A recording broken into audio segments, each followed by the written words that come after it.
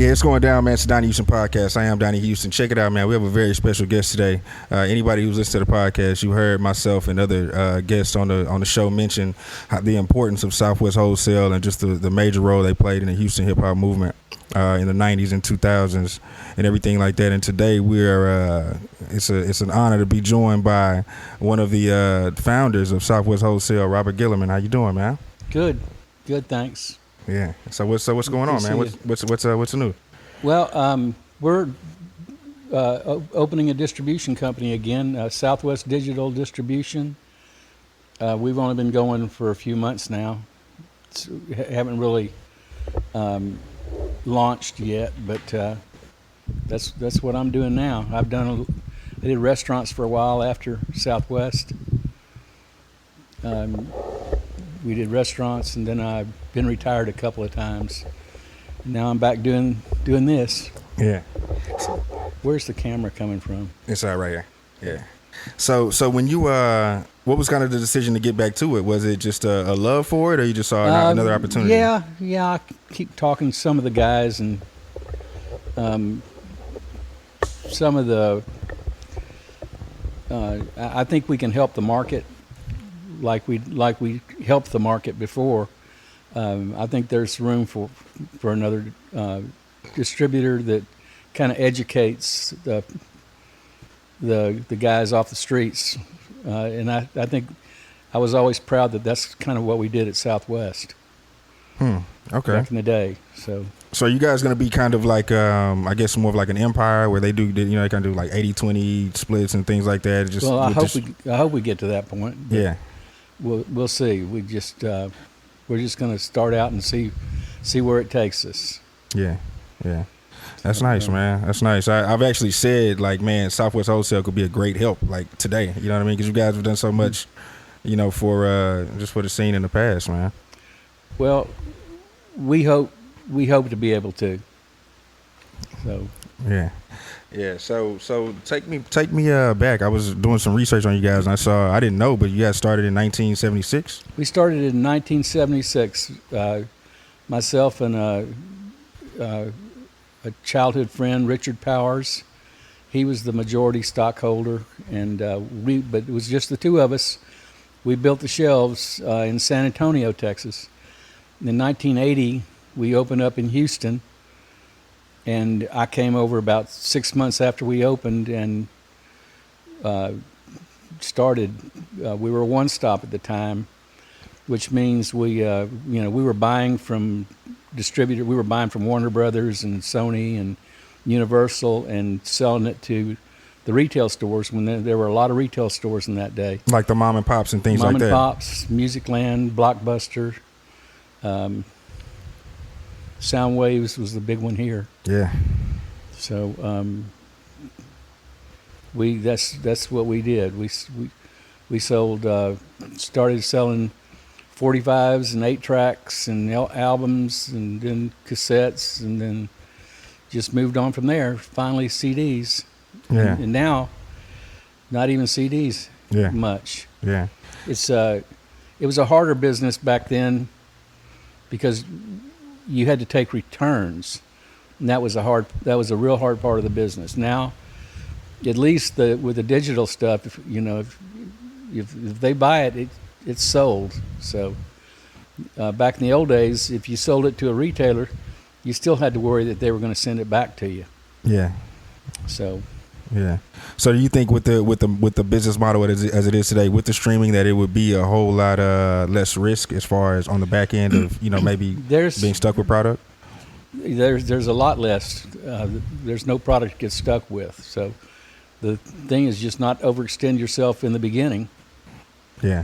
And and then figure out how to get your people into the mainstream there where they can sell, where they have a chance with all the others. I think that's a pretty I think nowadays that's kind of what the key is, to get the people that have the product good enough to sell on a national level, to get them to do it. So we think we can help with that. We'll have a lot to learn when we get in, but but I think we'll help figure it out along with everybody else. Yeah. So how did you guys even go in as far as starting out, as far as establishing the relationships with these stores and, the labels and everything like that? Well, that's you just go in, open the doors. My partner had some relationships with some retailers. He had worked for another one stop, so we had some relationships, and we just built it up. There were a lot of retailers at that time, and when I got to Houston, we were totally dedicated to service. We shipped stuff all over the United States. We would come in, 6 o'clock, 5 o'clock in the morning. We'd work till 7 or 8 at night. And if there was any kind of possibility that we could get an order out, depending on what time UPS closed their doors at their hub, we would be taking orders up until then and shipping them all over the country. So we were real aggressive as the one-stop buyers, and until 1990, 91, that's all we did was one stop, and it was a good business, but the margins are real tight. Yeah, and so I was reading that UGK was the first project that you guys. Is this correct? It was the first guy you distributed. Pretty much. There were some other ones in there, but Much Posse. Much Posse, I was reading because they were supposed to sign a rap lab, but they opted to go with you guys or something like that. I never knew that. I just knew they had a big song, and then about 6 months after, they kind of disappeared. That was a good song. And then wait, they had a song and they went to you guys. So 6 months they had success, and then you never really kind of heard from them again? They had a song called On Fondren, and it was real hot, and I think the leader of their group got incarcerated. Okay. So I've since reconnected with him. He's a great guy. But then UGK, my brother came to me. My brother worked with us, and he said, there's one of our retailers, Big Time Records, wanted to see if we would carry his cassette. And at first I said no. I said, I know what he's going to do. Russell Washington, who's one of the great music guys definitely in the business. He's one of the best. But I said, what he'll do is he'll sell us some, then the retailers, he'll sell them to the retail, and then he'll ask us to pay him, and then the retailers will send it all back. That's what the game was that we were afraid of, because as a one stop. Mm-hmm. As it happened, we couldn't get enough of it. We bought 25, then the next day 25 more, 50. We sold 75,000 in about 2-3 months. Wow. And Jive Records called me, and of course they were all over UGK. And do you have any recollection of like a young like Pimp C and Bun B? Were they ever involved or anything? Or you more so dealt with Russell on the business end? I dealt with Russell. I met Bun just once, I think. He had to come in and write down the lyrics of Tell Me Something Good one day. I never met Pimp C. Never met him. Talked to him on the phone several times, but talked to his mom a few times, but never met him. Mm-hmm. But it was a hot record. Yeah.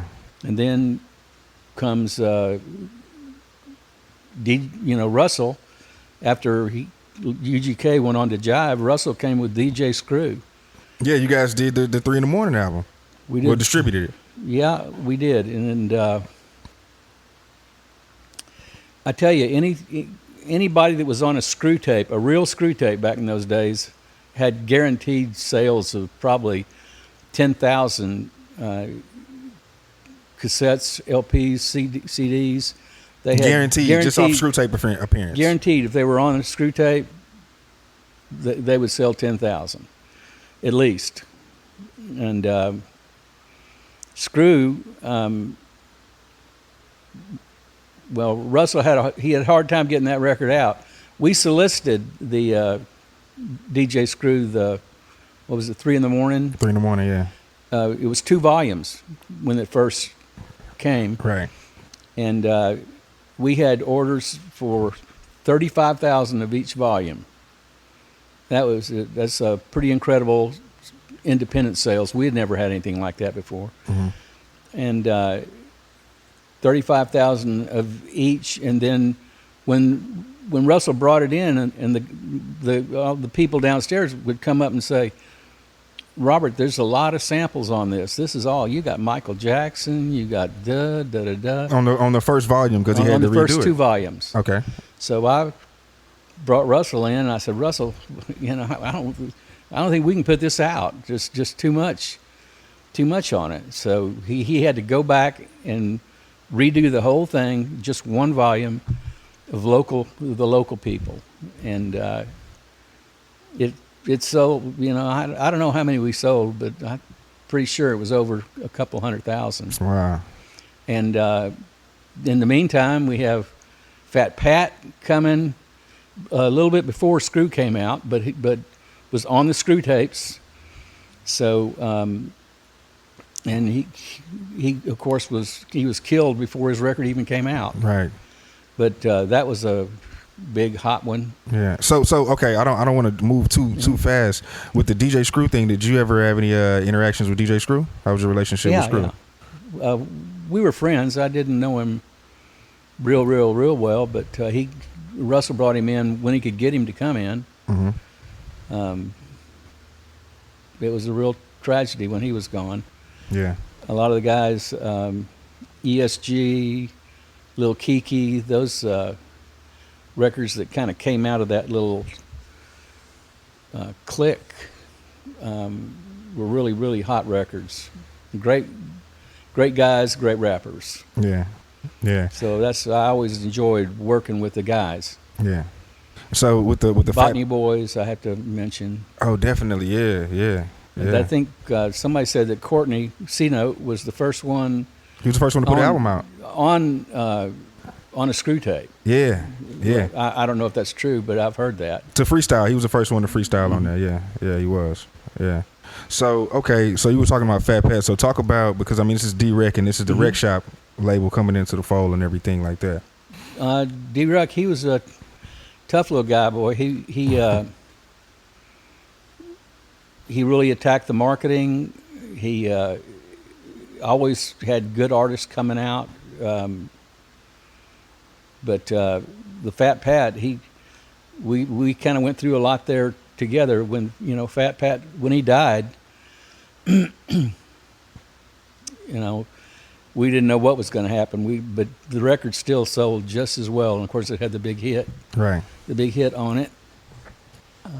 Tops Drop. Yeah. Tops Drop. Yeah. And there were other groups in there. Trinity Garden Cartel. We sold a lot of their records. Were you listening to any of this stuff, or it was just more so just I business? didn't at first, but then I started listening, and I got to really like it. Yeah. Especially the stuff that was on the radio. I was always listening to see if something was going to be on the radio. Yeah. That's what so I was kind of pop-minded. Yeah. So. Yeah. So. Man, okay, so you guys, I was talking to Den recently, and he was saying how, just off the word of DJ Screw, he went over and they started doing the Straight Profit deal with you guys. Yeah. Den was another great little business guy. Had, of course, Zero and Yungstar. The Yungstar was a heck of a story. I had at Southwest, Madonna called me about Yungstar. She said she wanted Yungstar, and wait. Madonna called to sign him? Yeah. But he ended up going with Sony. Right. She was with Warner Brothers. I had a friend of mine work for Madonna, and he was calling on her behalf, but one day she called. Wow. Was it more of her being like a fan of the music, or watching the numbers and being like, oh, it could be some success here? Well, maybe both. I don't know what her music tastes were. But the numbers were there. It was he was blowing up. Yeah. he was blowing up. He could really rap. Yeah, yeah. Wow. Freestyle. Yeah, yeah. So, wow. Okay, so when you're man, I'm still tripping that Madonna wanted to sign Yungstar. That's wild, man. Talk about Lil Troy, because I mean, all these are like situations that were small, but because of you guys, they were able to turn into these bigger deals. You know, I think probably things like "Want to Be a Baller." Yeah. I don't think anybody could have made that a hit. You know, guys would come to me and say, "I'm the one that blew up Want to Be a Baller," and I just laugh and I say, "I'd like to see a radio if the guys at the box wouldn't play that song. I'd like to see that." Yeah. Because the public was screaming for it, and that's what you're always trying for. You know, you can whatever you do to market and promote it. At some point, the public has to demand it. When the public demands it, then you know you have a hit. You know, besides that, all the little stuff that goes on, it doesn't count much until it gets into the hands of the public. That's my view. Yeah, yeah. So, did you ever feel any type of way about like kind of being like, okay, you guys came through us and now you go get these deals, or were you just like, we're just doing our job, like we did what we were supposed to do, well, now it's kind of on to the next one? Yeah, you know, we didn't take any kind of cut when the guys got the major deals. We did support them, you know. Sometimes we would help them get their records out. We would help them do we would help pay for the graphics and things like that, and the manufacturing. We would help pay for that, and then take it out of the back end when the money started coming in, because it was about 90 days to get paid in those days. I was going to ask about that, because you guys were doing, what was it, a 90-day deal on it or something like? Well, we paid the artist every 30 days, but you know, some of the big chains, they pay you in 90 days. Mm-hmm. So. But then there was something about like you guys were doing. Was it a 90-day lease before it went into like an indie network, like a national indie network or something? I was reading some older article. I think I may have this kind of mixed up. I'm not sure what that. No, we got the whole thing was getting the record out. You know, not to me. The important thing was so that the money didn't drag out too far. Was to make sure you got the graphics done and the recording, everything all finished, and put it out. So you're working your pre-release stuff, and then if you have the good timing, the record just comes in. You've already solicited it. You ship it in 90 days. You start getting paid. Some of the times, I don't mean that. That's the way it works. Yeah. Every 90 days. Yeah. So I mean, at this time, I mean, you guys also worked with Selena as well, right? As a one-stop. Yeah. As a one-stop, okay. One of my guys, recently deceased, was a real good friend of Selena. He went down there. He was our he was our Tejano guy. And when Selena died, we made a deal with EMI because they had a hard time out of their warehouse shipping everything to all the different retailers that wanted it. And of course they ran out immediately. It was so big at that time. I mean, you know, when Selena died, for us, it was bigger than when Elvis died, when John Lennon died. You know, there was a huge demand. But for her, just to give you an example, we sold over 200,000 pieces of Selena in the 2 months after she passed. Oh, wow. So Musicland, who would usually buy it direct, they said, we'll buy it from Southwest. So we get it in, ship it the very same day we got it. And that was the quickest way to get it to the record stores. But that was a terrible thing, and no telling how big she could have been. Yeah, yeah. And then you guys... But that was not as a distributor. Okay. That was as a one-stop. Yeah, yeah. So were you guys still being a one-stop as well once you got into distribution? Yeah. Oh, yeah. Yeah, one-stop was always, I'd say, 2/3 to 75% of our overall business. So we had a, you know, the one-stop business, though, it started started to die off when Napster came in. Mm-hmm. So the retailers just started dropping like flies. Yeah, yeah. Just kind of staying kind of in that realm with Selena and everything. You guys had SPM, which was big for you guys, right? Oh yeah. Talk a little bit about that, because I mean, he's another one who went on to from you guys, go on to get a national deal, a major deal. Well, there's certain guys, and Carlos is one. I mean, I know we helped them. We helped Dope House. We helped Carlos. I was real good friends with him. He would come in and see me, and I'd go over there and see them. Nobody could have stopped him. He started out giving out cassettes at car shows in the bathrooms. Yeah. That's from what I understand. And he was a great marketer, still is. In prison, I don't think any He's still successful.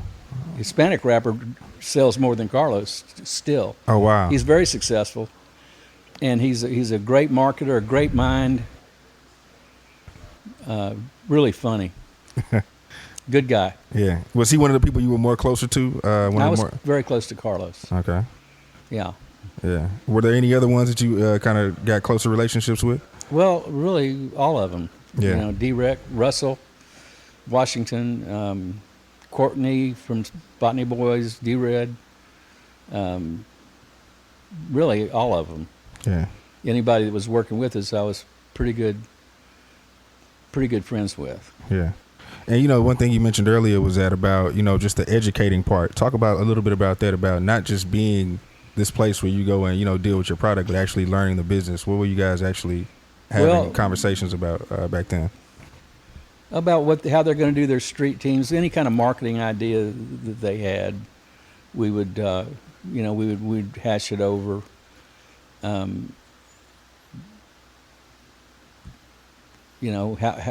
How they should organize their plan, how they time it, everything. And all the guys, we were able to, there was no hating going on at Southwest. We were able to help all the guys learn from each other. Really, they didn't necessarily learn from us. They learned from each other. If somebody was doing something, we were going to tell the next guy what they were doing that was working. It was really like a little family over there. It's what we did, yeah. And everybody liked that. It was a pretty friendly place. You'd come in, you'd have 3 or 4 pretty popular local guys in the warehouse at the same time. So people would come to just hang out, kind of kick it? Yeah, well, they couldn't do that, but they were there a lot, let's just say that. Yeah. We didn't just hang around. We were a real busy company. Yeah, yeah. So talk a little bit about, because, the other thing that I always tie Southwest Wholesale to is Pen and Pixel. Mm-hmm. Because, if it came through Southwest, for the most part, the graphics were going to be Pen and Pixel graphics, They did a lot of the big ones. I say, I don't know who invented bling, but I wouldn't be surprised if it was Pen and Pixel. Yeah. They were really good. They took advantage of, because it was all the guys, a lot of guys, they weren't that organized. They were great guys, and they worked hard, but as far as organizing, Pen and Pixel helped that. And we helped, like Pen and Pixel would do all the graphic work, and they wouldn't have to worry about getting paid, because we would pay them based on sales. Yeah. If something, they would recoup, and then we would pay. So we were paying Pen and Pixel, and then we were recouping. We were recouping from what we paid Pen and Pixel. That was the first thing, and then Houston Records and some other manufacturers the same.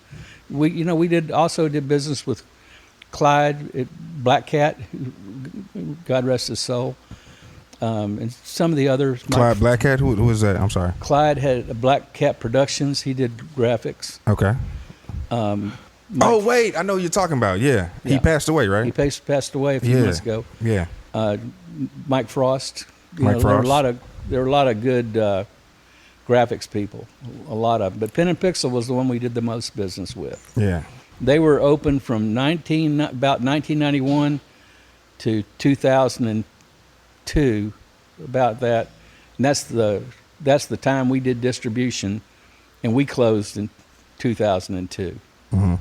So Pen and Pixel closed at the same time. Yeah. So you guys, I mean, we talked a lot about Houston, but I mean, you guys also did you deal with No Limit and Cash Money as well, or no? Oh yeah. Yeah. Talk a little bit about that, because I mean, they went on to be monsters, you know? Yeah, we they're good friends of mine, and they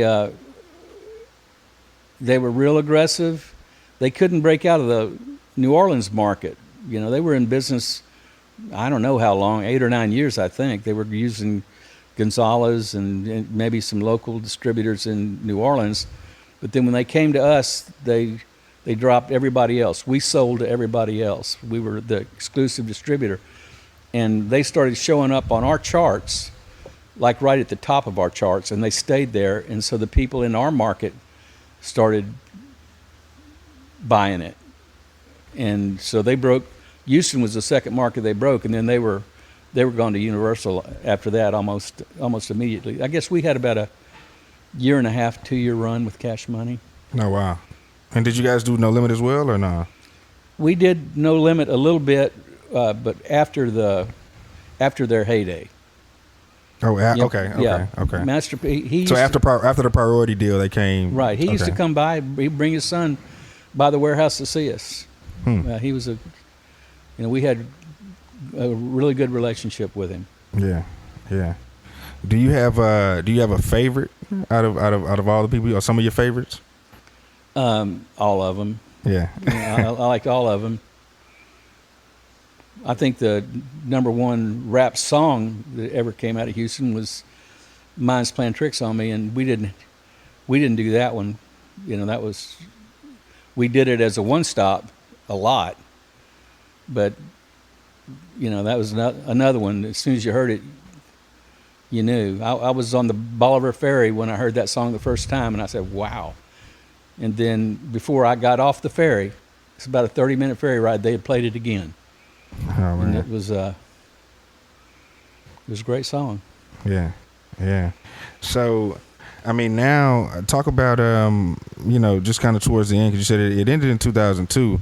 But talk about just, you said Napster. We mentioned Napster. You know what I mean, and the role in that played. Napster, a lot of companies went bankrupt. Yeah. Blockbuster Music and all that shut down. Blockbuster owed us $1 million. Oh wow! We went bankrupt. So, that was one thing. 9/11. There's a lot of different things that went into it. It was a kind of a perfect storm. Yeah. And so, I mean, but it turned around, because I think I've had somebody on here, and they were saying like it was like a quick thing, like you guys kind of shut down. It was kind of like an immediate shutdown, like it wasn't really like a gradual. It was fairly immediate. Yeah.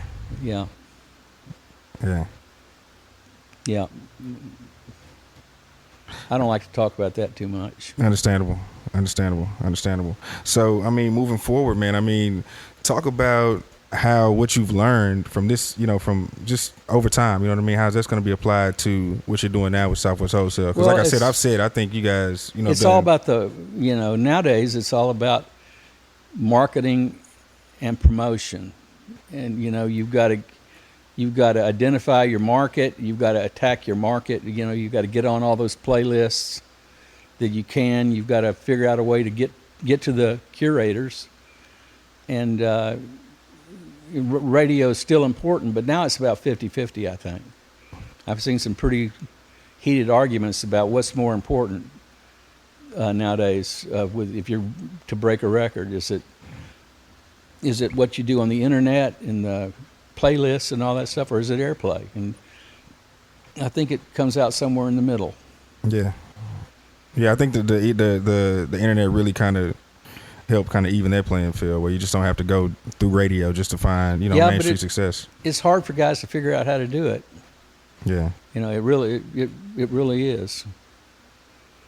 It's hard to contact all those curators. It's hard to find out who they are, and we're trying to make direct relationships with people like Pandora and Spotify, have somebody that we can go to for our people. just like back in the old days with the radio. I was just like we were paying for the graphics, we were paying for manufacturing, and then we would recoup. If we had a record that we were confident in, we were working with the guys, we would also pay for the radio ads and recoup. So, and it turns out we're doing 4 or 5 radio ads a week for the box, and it kind of put a little bit more pressure. Not real pressure. We didn't apply any pressure, but it put some pressure on them to play some of the local music. I'm glad you said this, because I always talk about how in that era, we were heard on the radio, and I always felt like Southwest Wholesale may have been connected to that. Well, that's what we did to be a part of it. We were running all the radio spots through the box and Magic and all the other radio stations. We were running the ads, and so it's easy for us to expect. In this market, when you put everything together, all the ads we were running, it equaled what the majors were doing. Mm-hmm. So it's just logical that they're going to play some of our stuff, and some of it just you couldn't hold it back. South Side, Want to Be a Baller, 25 Lighters, 25 Lighters, Dory. Yeah, that was it was a great one. I guess he also did a lot of production for UGK when they came out. Yeah. Good guy. Yeah, man. Okay, well, this is really dope, man. Is there anything else before we get out of here, man? No, I just like to say, how much I enjoyed working with all the guys. That was, some of them didn't have a lot of education, but they were just as smart as anybody.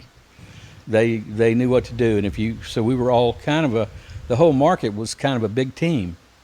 We had a real good team atmosphere. There wasn't. I'm sure there was some hating going on out there on the streets, but to me, once it came into Southwest, it was the whole Houston market was a big team. That's how I feel about it. Yeah. And I'm hoping to get that feeling again. Yeah. So how are you guys going to go about working with the artist in this next run? Well, we'll just put it through the digital channels. We'll put it through Spotify, Apple, Pandora. We'll put it all through there and work. We have a real good team, and we're going to work on the help the guys, mainly educate them. We're not at Southwest. We took everything that met the criteria to be put out into the market. We took everything. We didn't turn anything down, and we had a kind of a policy that if you wanted to come in and discuss something, you could, but you might have to wait a long time. Because I stayed till 7 or 8 just about every day, and we were talking to guys all day long. Yeah. And Yeah. So and more so, I guess I was saying, like, how are you guys going to go about the process of getting involved with Southwest Wholesale in the digital era? Are you guys? Do you have people that you're looking at, or is it kind of clear? It's not Southwest Wholesale. Okay. It's a brand new company, Southwest Digital. Southwest Digital. I don't know. We're just going to do like Southwest did. Start where we are and build from there. And I don't know how it'll go, but we're going to do our best, and I hope to get to work with some of the guys again. Yeah. Have you guys already started reaching out to some artists and getting some stuff together? Nice. Right. So when's going to be the official launch? Or are you already kind of in that space right now? Well, we've kind of had a soft launch. We're hoping to put out some records next month. Anything you can tell us about? Glasses Malone. Nice. We're putting out an album for him. We're putting out a few songs for Mike Jones, who his his songs were just as big as any of the ones we ever put out. Yeah, because we didn't talk about that. I mean, the Swisher House and Swisher House was great. Michael, of course, Matt Hatter had the Paid in Paul Full. Wall and Chameleonaire, Yeah. and there was a lot of there were a lot of good stuff. Little O. Yeah. Like I say, some of my favorites were the Trinity Garden Cartel guys because they were with us right when we started, and we learned a lot. We learned a lot together. I'm sure I'm forgetting some really good ones, Yeah. but we'll see how it goes this time. There'll be some of the old guys I'm sure will come, but there's all distribution. After we left the game, there's some other distribution companies popped up. Yeah, So South and Yeah, we're not trying to hurt anybody's business. If somebody wants to come with us, so be it. I'd also mention that we did real well besides the Tejano market. We did real well in the gospel market. We had Kerry Douglas and Worldwide Gospel. He's Black Smoke Records, and they're one of probably the top independent gospel label in the United States. That's I think. Kerry had 3 of the top 5 songs on the Billboard chart just about a month ago. He's really aggressive, has all his family working with him, and he does very well. Yeah. So for any artist who may be listening to this, any up and coming artist who may be saying, "Man, I would love to work with Southwest Digital," what would you just suggest for them? Come on down and give us a call. We're I don't know the phone number, but it's the website is swdd.io, and I'm sure you'll be hearing a little bit about us as we come up. Yeah. No, that's cool, man. Well, listen, man, it's been an honor to sit down and talk, man. Like I said, I always talk about Southwest Wholesale, Pen and Pixel. I mean, all the things you guys, did in the first run, man. I'm looking forward to this next one, man. I miss not having the Pen and Pixel guys with us this time. Are they still around? I've heard that Sean, I don't think he lives anywhere near here, but I think he still does some graphics for some of the guys. Aaron, he's with what's the guy's name? Tony Roberts, the positive thinking guy. Yeah. Aaron's one of the top people with him. Aaron and his partner Cliff, they started out with Rap-A-Lot. Okay. A lot of people don't know that, but they were with him when they did Mind's Playing Tricks on Me. Cliff, wait, he was a partner, right? He was. Was he initially a he partner? He and Aaron went to Cornell University together. Okay. And I think Cliff did promotion. Did production. Production. Yeah, I think that's what he did. Aaron was like kind of a general manager type at that time. Yeah. I met Aaron in Memphis at a Selecta Hits convention. Yeah. So. And I mean, you guys at that time, you guys were kind of one of the leading distributions. You had the Selecto Hits, you had Gonzalez. Would you say you guys were probably the number one in the Southern in United States? We were big, and we did real well in the Southern United States as a one-stop and a distributor. Yeah. Who would you say off the top of your head probably sold the most from you guys? For us? Yeah. Well, we had Screw, Fat Pat, Kiki with Jam Down Records. We also had a group out of Chicago called the Legit Ballers, which had Twista. It was Twista and the Legit Ballers, and we sold a few 100,000 of that one, and 100-something thousand of their second one. So these are, you're talking about 100,000, and these are, what is this, $8 a CD? Well, let's talk about the business side of that, because we didn't talk about that. We would pay about $8. I really don't remember exactly, but I think we paid about $8. We sold them for about 10. So Wow. But some of them were really moving. It was a South Park Mexican. Boy, we sold a lot of his. He had more than one record going. Cash Money, they had, they would put out a record about every 2 or 3 months. They would put out a new one, and every one would sell better than the last. I mean, it was some serious momentum. And once they got with Universal, they would put out one single off of each of their albums, and then they would come with another album. And Universal, when Back That Thing Up, that to me, that's what put them over the top. That was the 4th or 5th single off that album. They might not ever got to us if they were worked so fast on the production side. They might not ever got to Back That Thing Up if they were with us. So. Yeah. So it was a lot of fun. It was real exciting. There's nothing more exciting than a hot independent record. And I tell the guys, they would be real hot, and then they would sign with a major, and they'd come in and they'd say, man, people aren't that interested anymore. I said, that's right, because when you were independent, everybody wanted you. Yeah. They were all knocking on your door. And then once you went with somebody, they weren't all knocking on your door anymore. But not that you don't do very, very well that way, and not that I couldn't say Cash Money. They made every decision they made was great. Carlos, same way. Some of them got bad deals, but most of them did okay with that. Yeah. Yeah. Is there anything that you would do different in the first run? I hate to look back. I'm pretty happy with the way the whole thing went. I don't have any regrets. Mm-hmm. So, we went out of business. Some people didn't get paid.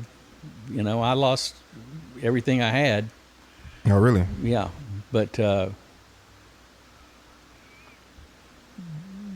that's the way it goes. We're going to try to do it again here, and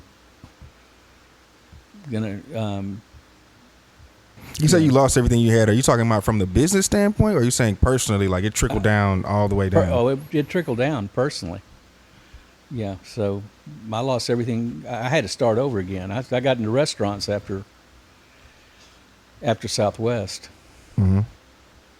We had a good run there. Yeah. And then,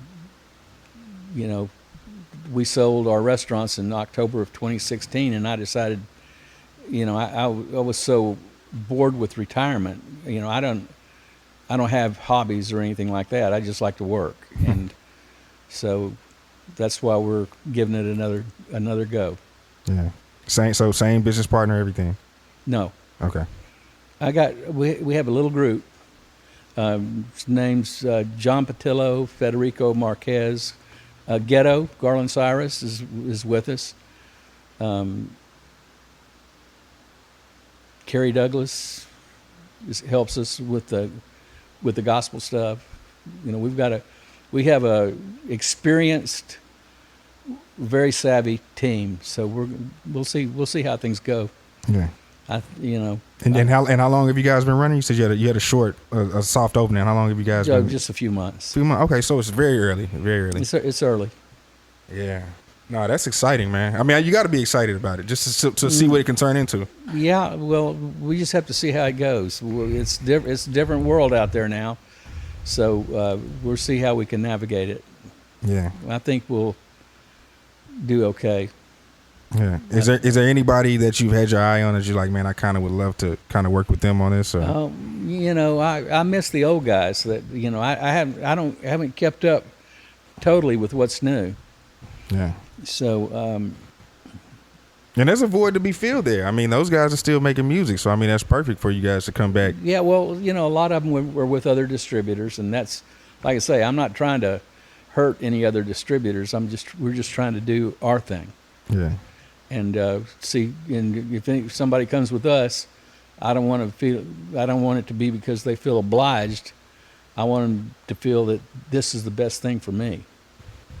That's how we work. Yeah, yeah. That's cool, man. That's cool. Like I said, I'm looking forward to it, man. I've praised you guys, past works, man, a million times on here, man. Well, here's hoping. Yeah. So. Yeah. Well, like I said, we have Robert Gilliam, man. This has been great. It's been an honor. Thank you so much for joining me for this conversation, man. It's the Donnie Houston Podcast. We're out.